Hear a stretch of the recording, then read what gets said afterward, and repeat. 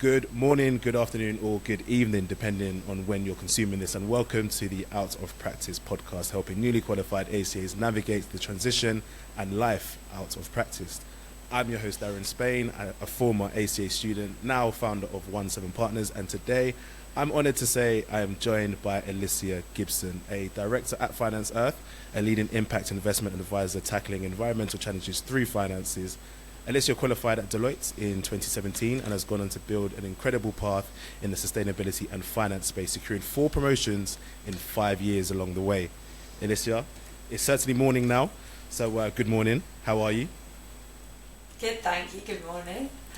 Good stuff, good stuff. Well, look, thank you very much for agreeing to be, the first guest on this new podcast. It's truly an honour and a pleasure, and I don't take it lightly. And I know you're busy, so we'll dive straight in. So as you know, with this podcast, the idea is really just to help soon to qualify and newly qualified ACA accountants kind of navigate their journey post qualifying and out of practice, right?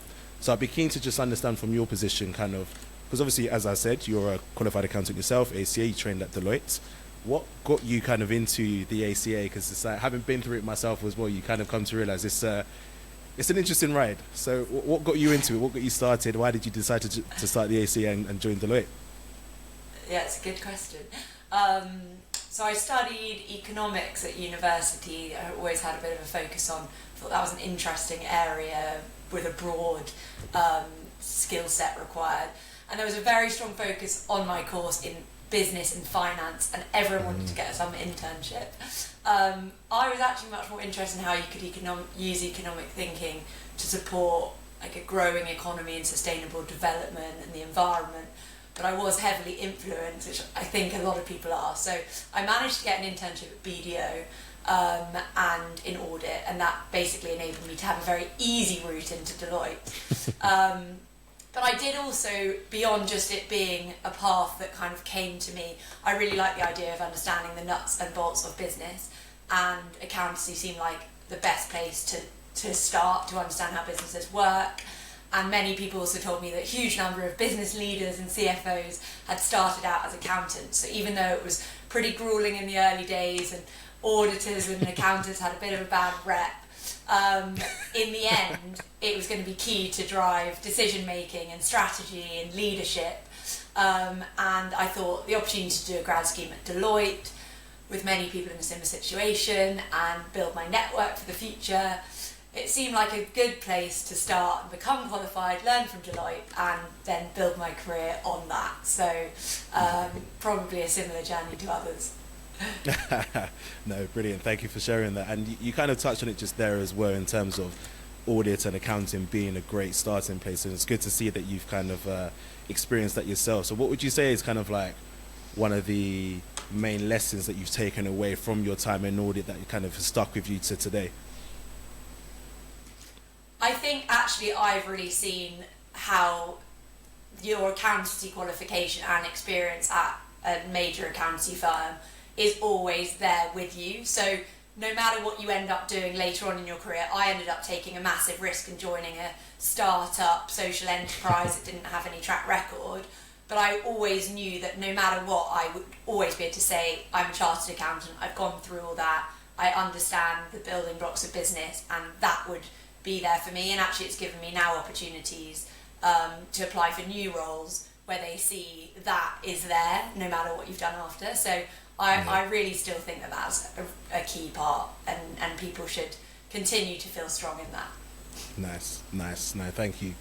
And so I guess if you could kind of talk to me just quickly about your time with Deloitte, how you found it. I'm sure there's maybe 1 or 2 horror stories there that potentially you could or could not share. But just to kind of summarize your time at Deloitte for me, that's all right. Yeah, so I joined a new department at Deloitte, so then their innovation, it was called private markets in audit, so it covered any privately owned and private equity backed company. So I really like the idea of auditing smaller companies and managing full projects early on, so I thought it would give me the best understanding of how a full company worked as quickly as possible. rather than the risk of being stuck on a single audit that you hated for many months. So I think it was the right choice, as I generally did have great opportunities at Deloitte. I audited things like Winter Wonderland every week in the winter, and experienced a private equity-backed company going through an IPO, and then small little private companies that sold things like dog toys or all the printing for adverts on the tube. So it was relatively quite interesting, and I got to work in small teams, learn from different people, manage audits early on, and be a part of kind of a growing little mini enterprise at Deloitte. So it was decent, but still had that slightly negative audit framing that many people have, no matter what. I remember we were laughing about how both of our experiences in audit, we would often be told that we weren't like typical auditors, because people, as you say, maybe have when the finance team see an audit approaching, they try to hide or pretend that they're too busy to speak to you, right? So sad. But yeah, fortunately, I managed to build a decent enough relationship with most of my clients that they actually, I like to think they enjoyed me approaching, because it wasn't just work that I spoke to them about. But I did say as well. Exactly, but I did get in trouble on the other end in terms of getting back to the audit room and them being like, Darren, where have you been? It's like, I was just talking to so-and-so in AP, and they're like, you need to cut it down, just keep it to work type of thing. But no, brilliant. Okay, and so one thing that's pretty cool about that is your experience in terms of a wide range of businesses, because I had a similar thing as well. I was at PwC, as we discussed, although I also spent a year at BDO. But it's particularly when I joined PwC on their graduate scheme, I joined what was called at the time London Mid-Tier. So I was able to kind of deal with a lot of privately backed and FTSE 250, so slightly smaller companies than your FTSE 100, obviously. And it meant that I was just on a wide range of audits, different business types, different industries, and be on them from anywhere from 2 weeks to 3 months, which was pretty cool. So no, glad to see that you had a similar experience there as well. Yeah. Yeah. So what would you say? I mean, look, it's audit. I'm sure some of the listeners might want to kind of relate to, or can relate to, some of the bad times in audit. I mean, what's one particular bad experience that you had that comes to mind? I think it's just January spent living in a hotel in Ashford in Kent, auditing a company that was in an industrial park, and the only opportunity for food was Domino's or Nando's every night, auditing till 1 a.m. So yeah, had that, which I'm sure everyone has. No holiday allowed for that busy season. I hope people are allowed holiday now. I hope so. Again, I always remember, not that this is about me, I don't know why I keep referencing stories from my experience, but when I first joined, I cheekily booked a holiday to Thailand for my first busy season, and so I went off for about 2.5 weeks, and everyone was like, how on earth have you managed to do that? And I was like, well, I booked it before I joined. You need to think ahead, guys. Maybe I should have done that. Exactly. Okay, but on the flip side, it can't all be bad. I mean, what's a good experience or something that really sticks with you from your time in audit at Deloitte? I think it was still a great way of not having to fully grow up, and you're joined with a great cohort of people that you could help you and get you through your first job and learn different things and get qualified and have a nice time and have people to complain about stuff. So I really like that part, and I think actually by the time you've done 3 years at Deloitte, lots of other people are navigating how they start their career. So I don't think it's the worst place. I think it's a good place to start. It gets you somewhere by the end of it, and no one's first job is brilliant generally. So I think it's not as bad as sometimes people make it out to be. Yeah, I definitely agree. And I think I don't know what it was like at Deloitte, but some of the people that I worked with at PwC were absolutely fantastic, and it made getting through some of the difficult audits a lot more palatable, should I say. Exactly. It's quite funny. You can have a good time. This is it, you really can. Okay, so 3 years comes up, you decide that it's time to move on. I mean, couldn't help but notice that you I don't think you wasted even a day to move on. So talk to me about then kind of that transition from qualifying at Deloitte to, because finance service your only job that you've had since qualifying, isn't it? You've been there a good few years now, 5 or so years. Talk to me about that transition, how you went about it. Terrifying. But no, so I think I knew that I never really wanted to progress as an auditor, even though I was a fairly positive auditor. I didn't like the way you were often, as we talked about, seen as a bit of a nuisance to companies, even if you could make friends with them. And generally the focus was very backward looking and checking numbers from like over a year ago, and the company wanted to move ahead. So, and I also wasn't even sure that I wanted to be an accountant within a business, because quite a lot through audit, you've worked with lots of finance teams, and I wasn't sure I wanted to be part of the back office of a company, although I think it could have been an interesting career as well, and I definitely explored the opportunity to join a sort of small, fast-growing company with a broad role. But I did start, I think one of the things I would say, I start exploring what I wanted to do almost as soon as I got there, thinking early days, not just getting to being qualified and then starting to be like, what next? Yeah. I was actually thinking about it like a year or two before, and always trying to talk to different people and arrange meetings with, every time someone was leaving that I'd got on with, I'd find out what they were doing, where they were going, how they had explored their options, you know, who was transferring internally, what were the opportunities there, talking to recruiters, you know, what did they offer, and then actually it was through that process of meeting an old colleague who actually said, oh, there's actually recruitment platforms and that focus on more impactful jobs. So I found my new job on Escape the City, which is a bit of a niche recruitment website focused on impact-focused opportunities. And so that was where I came across Finance Earth as a small social enterprise that wanted to use finance to solve environmental issues. So much more of a corporate finance, but for nature role, which was quite a different area, but something that I thought really aligned with my interest and experience. So I just launched into that. Nice, brilliant. And where did your kind of interest in, I guess, sustainability and impacts for the world, etc., come from then? It mainly came actually from my degree, all the way back then.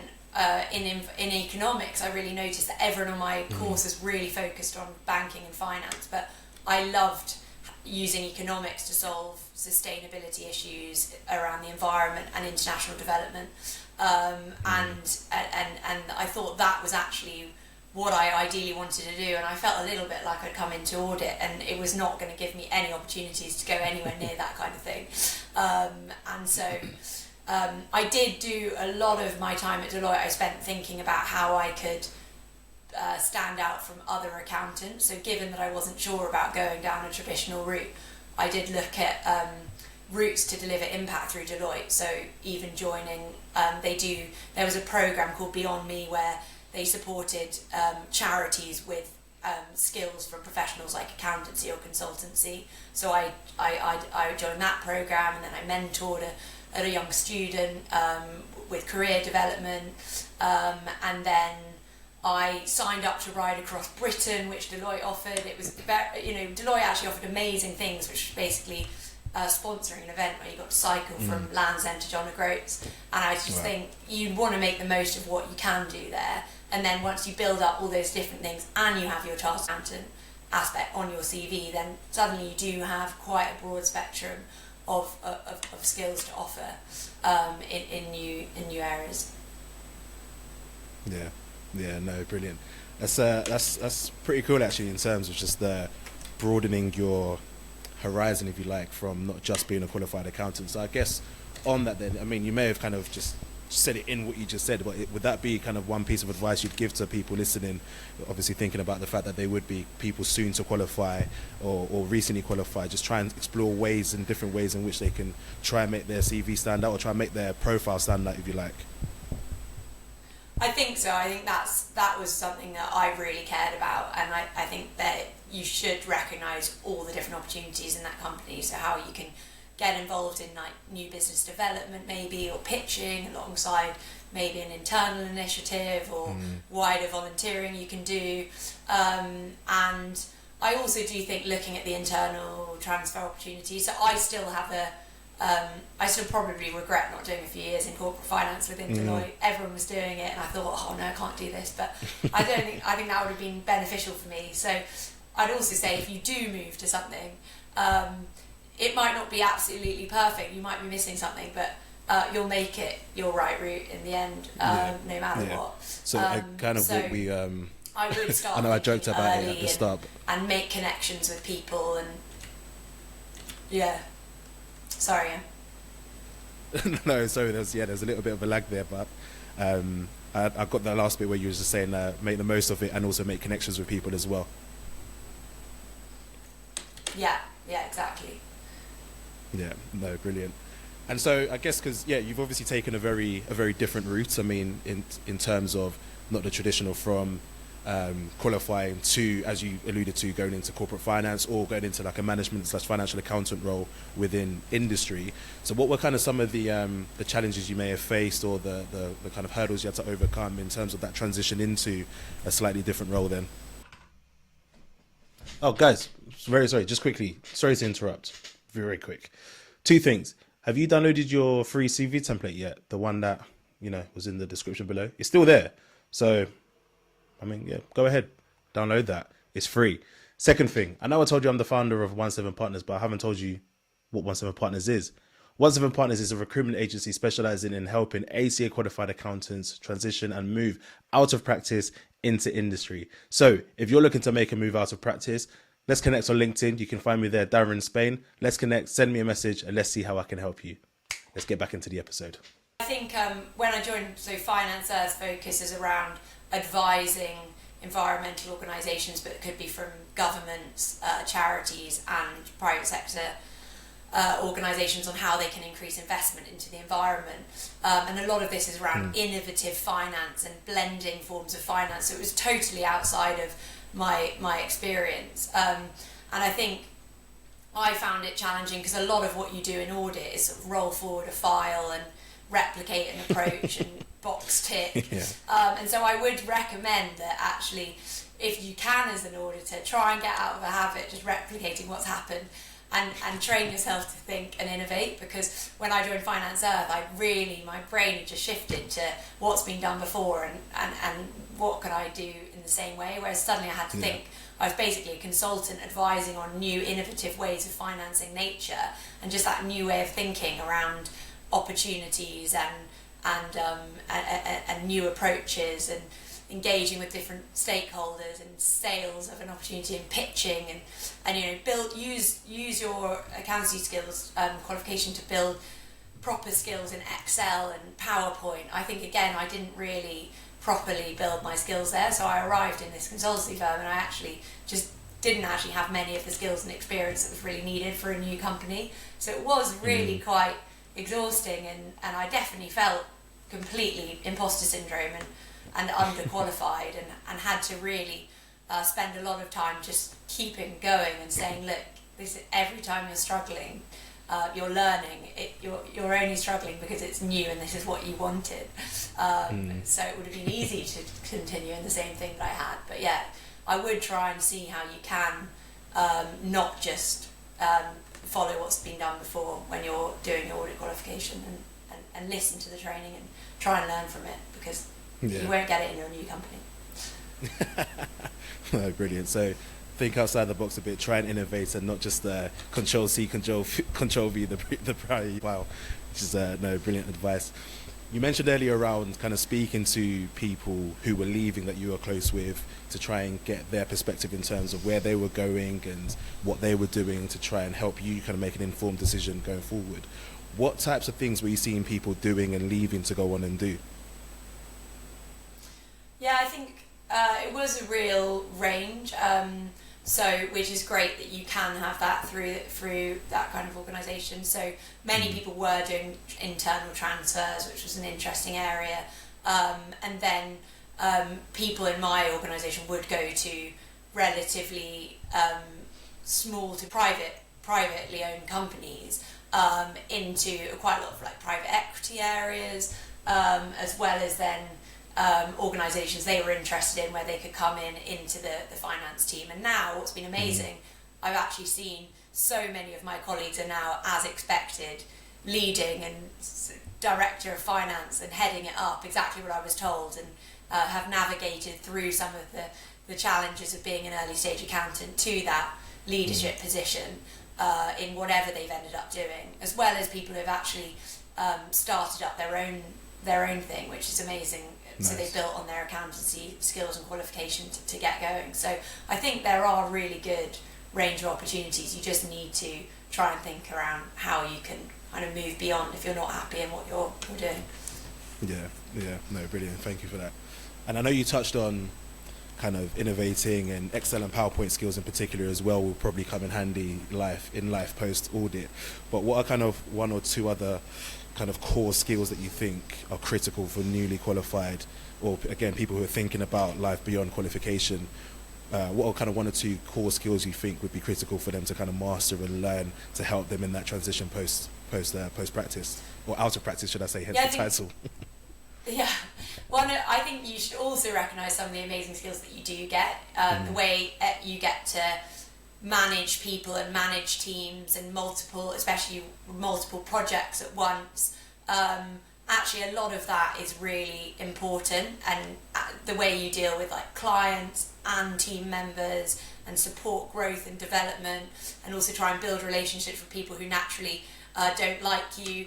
I used all of that type of thing in my new role because I was very used to actually going in and having difficult conversations with people who said, I've given that to you before, already exists, not interested. And so that means when you're then in a role where it's a lot more positive, you've got better resilience at dealing with those difficult conversations and situations.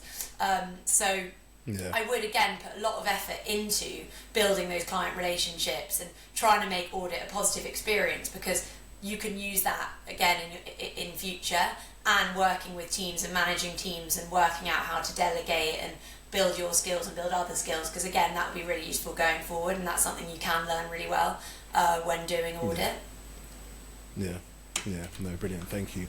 And what would you say then how would you suggest is a good way for kind of, again, newly qualified accountants coming out, going into, they've secured a role, they've entered a new job, as you've kind of touched on, it's very different to life in audit. What would you suggest are good ways for them to kind of make sure they set themselves up for success, particularly within the first 90 days? Because obviously, typically that's the kind of, what's the word I'm looking for? Probational period. What are ways that they can set themselves up for success during that period? Gosh, it was years ago when I did that. I probably would change how I do it now. I think where I really, when I joined Finance Earth, one of the things I really enjoyed was when I could prove my value, so always be learning new things that I hadn't really done before, but sometimes just trying to work on things which were actually making use of my skills. So we were working on buying solar farms for our renewable energy fund, and I was like, let me do the financial due diligence. I'll analyse the accounts and comment and say what's wrong with them. And then we were running a procurement to build rooftop solar. And again, I assessed all of the different financial offers and compared them. And so I think trying to sometimes just build on what you've done already and showcase those outputs. So when you're not doing so well at things you haven't done before, you can still do brilliant at some things, and then you're just showing, and just be really keen and reply to your emails and, track what you're doing and use those project management approaches that you've learned just to get the basics right. And I think you can build on the basics. So start with the basics, prove that you've got value through a few things, and then don't just stick within your comfort zone. If you're finding things hard, that's a good opportunity rather than a bad one, and that's what you haven't necessarily got at Deloitte, because you're just rolling forward the file. So I think that's the right blend. Yeah, you just mentioned they're replying to emails. I'm curious then, are you reply pretty much straight away, or do you set time in your day to reply to emails that come in? I just think don't mess up, create a good to-do list and don't let people down. So again, that's the same thing about, at Deloitte, when clients are always annoyed at you, you need to be really careful about doing the best you can to remember what they've shared already and what your team are expecting, and not chasing too many times. So use that again in your new role to try and be to make everything smooth and easy and be supportive and work with clients in that way. So I just went for that kind of approach. No, brilliant. And again, you touched earlier on how in ways that you were looking to kind of differentiate yourself and stand out a bit when it came to your profile and applications. You mentioned you were kind of supporting people coming through their studies as well. So almost like, because I know particularly we had it at PwC, I'm sure you had it at Deloitte as well, a buddy program, right? And so I lead with that because I'm just curious as to whether you've sought out kind of mentors at all since you've qualified in your career or anything like that.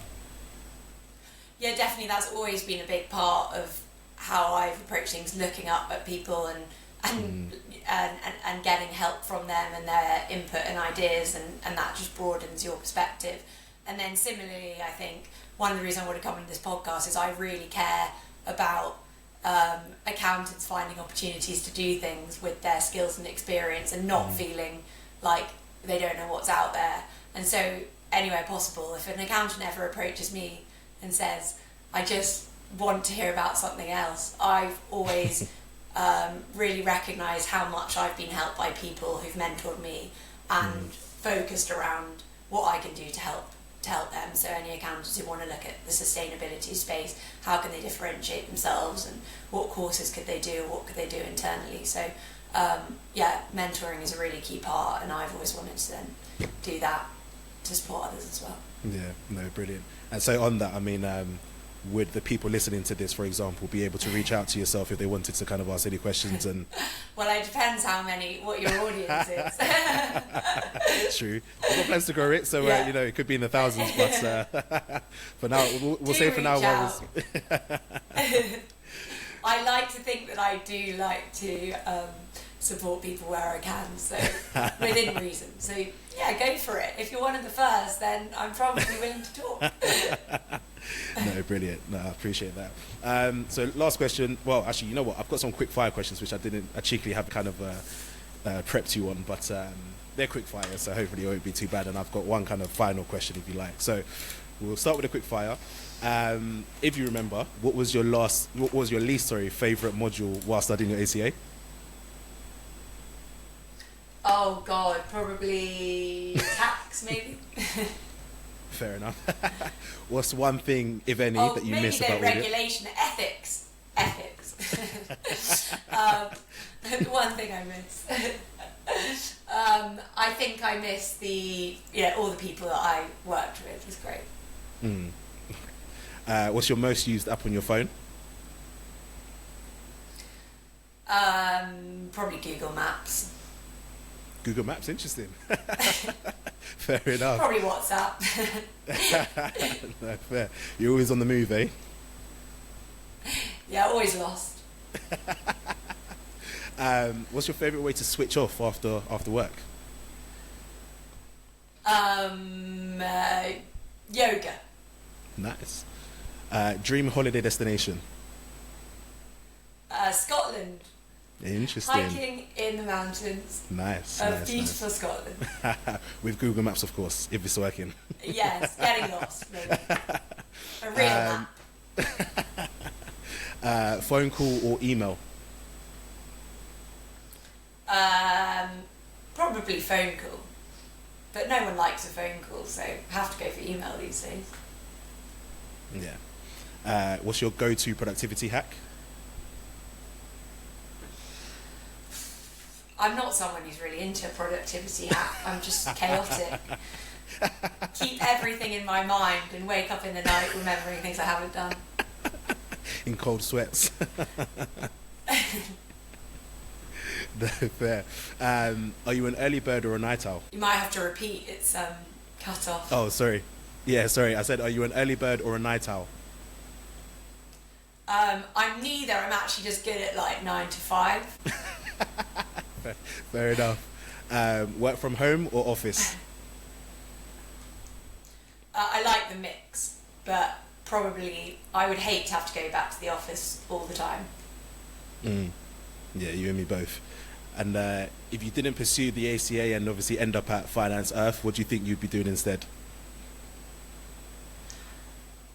I always thought that maybe I'd be an environmental economist, but I think okay. I'm glad that I'm not. Yeah, and you're still managing to work within this your capacity of passion. So that's good. That's good. Yeah, exactly. No, brilliant. So you can find thank it you. somewhere. You'll be pleased to hear that's the end of the quick fire questions. Wherever you start. Yeah. Great. There you go. And my final question then is, what would kind of your one final piece of advice or takeaway be for the listeners out there? I think, oh God, so much.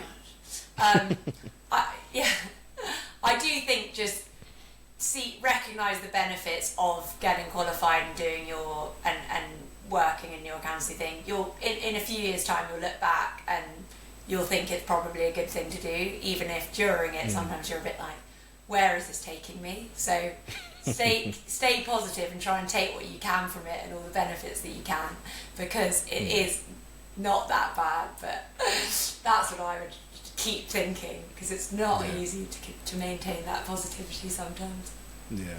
Alicia, I'm actually very sorry. I know I said that was the last question, but I realised there's one pivotal question that I haven't asked you that I wanted to ask you, because it's very impressive if anybody wants to look at your profile. So please, have you got 2 more minutes?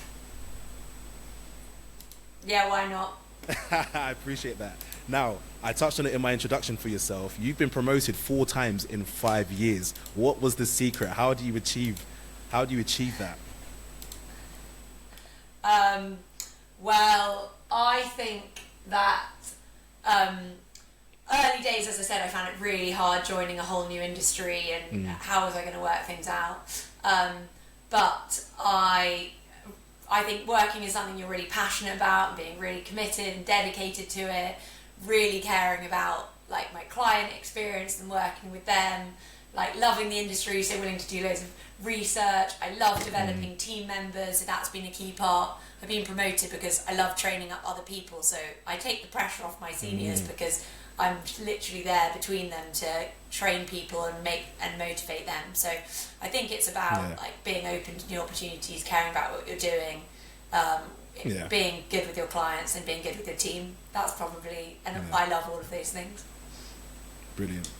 I think because one thing that's very interesting when I speak to people who are already out of practice, that is quite a shock to them, is they come to realize quite quickly that the promotion isn't as structured as it is in your graduate scheme at PwC or Deloitte, for example. So that's why I say it's quite impressive that you've been promoted as if you were still on a graduate scheme at Deloitte, for example. But I think in some ways, though, if you want to go and work in something new from one of the other sides of things, is, you know, I actually probably vaguely took like a demotion when I moved to finance because I really wanted to work in a new area and I was willing to accept that I wouldn't have the skills and experience and even a pay cut. And so sometimes I would also say, you know, don't let the focus of Deloitte of just progression every year and promotion and your salary rises by X like motivate you. Well, maybe that's what you're motivated by, but if you're motivated by other things, like accept that your journey may be a little bit slower, but that might end up in you getting to a place that you want to be more. So I took that approach, and now I'm a director in my organisation and leading big teams, and it's been an amazing journey, but it wasn't always like that. No, brilliant. Well, thank you for sparing me those final 2 minutes there. You're pleased to know this. That's the end of our conversation. I have many more questions for you, but I won't take up any more of your time. So, Alicia, thank you so much for being the first guest on the Out of Practice podcast.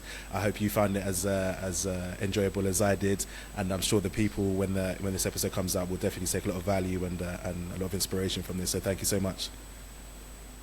No problem, thank you for having me. Lovely to be on this podcast, and good luck to all the ACAs out here with your new next steps. Exactly. Brilliant. No, thank you so much. I hope you enjoyed that episode of the Out of Practice podcast and took away some value from that. If you did, be sure to let me know by smashing that like button and subscribing to the channel. Let me know in the comments below if there are any questions you'd like me to ask any future guests, and I'll be sure to do so. Don't forget also, in the description below, you can find a link to download a free CV template. Make sure you go ahead and get yours. And if you're a recently or newly qualified ACA Chartered Accountant looking to make a move out of practice, then let's connect on LinkedIn. I'm the founder of 17 Partners, a recruitment agency specializing in helping ACA qualified accountants transition and make a move out of practice into industry. So connect with me on LinkedIn, drop me a message, let's schedule a call, and let's see how I can support you make your next move.